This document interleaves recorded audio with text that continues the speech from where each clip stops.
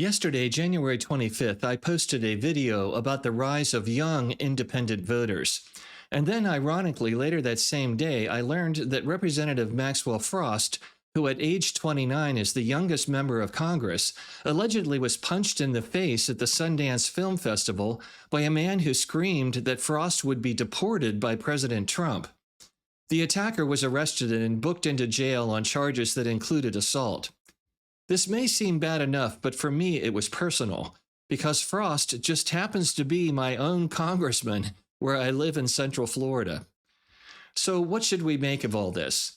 Well, first, as I've noted before on this channel, moderates abhor political violence.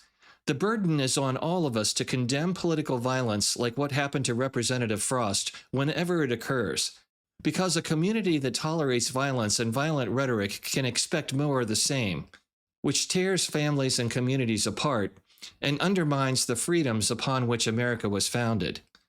But my second reaction to this incident was more nuanced. It really concerned me because Frost represents a generation that American politics has struggled to attract, younger voters.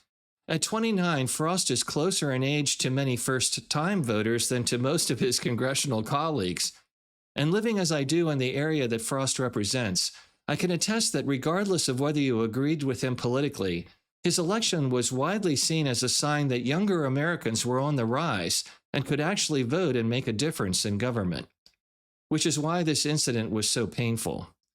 When the youngest member of Congress is met with violence, the message to other young people who already may be skeptical of politics is clear: that public service comes with personal risk. And if engaging in public life means facing intimidation or physical harm, fewer young Americans will choose to participate. And this isn't just a partisan issue.